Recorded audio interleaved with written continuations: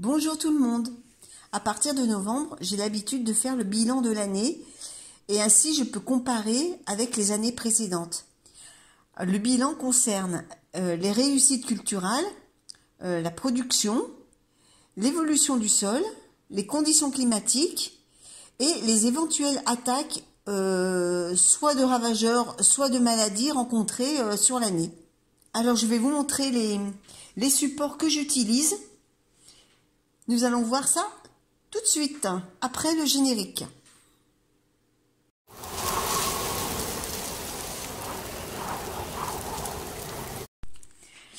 Alors, mon premier support, c'est un carnet où je note toutes mes réflexions, mes aides pour cultiver les légumes. Donc là, c'est une partie où j'ai mis des onglets par famille de légumes.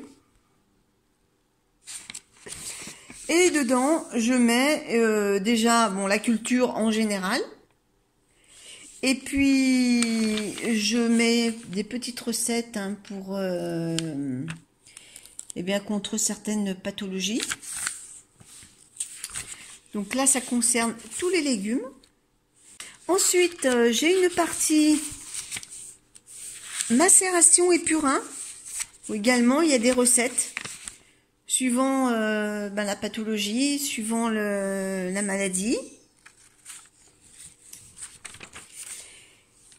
Sur les champignons.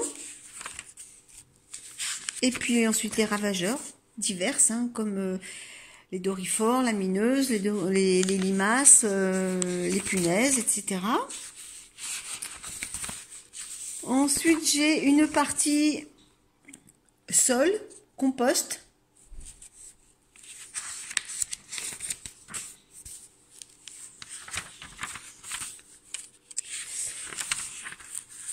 Une partie fruits. Alors cette partie, elle est encore pas trop alimentée parce que je n'avais pas de fruitier. Mais là, je vais la compléter parce qu'on a planté récemment un pommier et un poirier. Donc je vais pouvoir rajouter du contenu dans cette rubrique. Sur l'eau, la gestion de l'eau, qui est quand même un point important au potager. Les plantes de campagne et les auxiliaires. En fait, ce carnet, c'est un recueil. Le calendrier des semis. Et puis là, c'est mes réflexions personnelles. Voilà. Donc maintenant, nous allons passer au deuxième support qui est le support sur Internet. Alors, je me sers de Google Drive pour ça. Donc, je me suis fait une rubrique potager avec le cahier du potager. Donc, je me suis inspirée du cahier potager de Maud Rouleau, le jardin d'Alequil. J'ai le plan du potager. Les étiquettes que je mets dans mes petits sachets. Donc j'ai plus qu'à les sortir à l'ordinateur et puis les découper et les mettre dedans.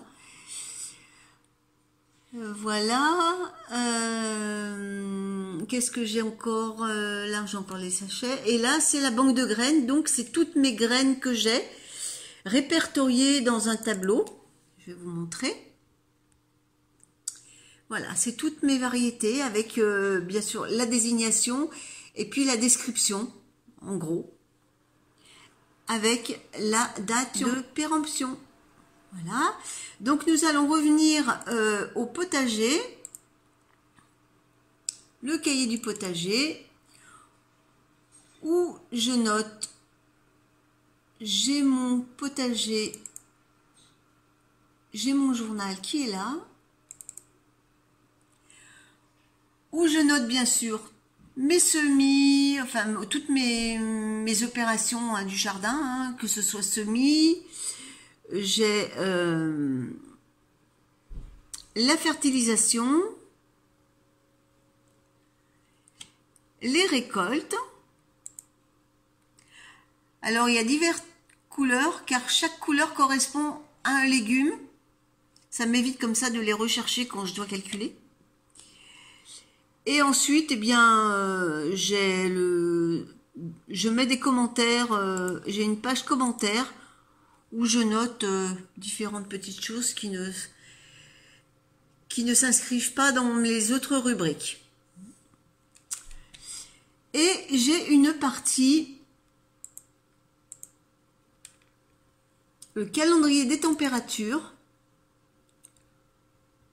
Là, j'ai commencé cette année, où je note tous les jours les températures et le temps qu'il fait, quoi. Donc en jaune, c'est qu'il y a du soleil, en majorité, hein. En gris, c'est nuageux, et rouge, c'est la canicule. Ensuite, eh bien, quand il y a du vent, je marque V, et puis s'il y a vraiment beaucoup de vent, je marque la force du vent. P, c'est pluie, voilà. Voilà en gros, avec la petite légende que vous voyez là. Voilà, écoutez, c'est tout pour aujourd'hui. Hein. Je voulais vous montrer un peu avec quoi je m'appuie pour gérer mon petit espace potager. Je vous souhaite une bonne journée, puis je vous dis à très vite pour une autre vidéo. Allez, au revoir!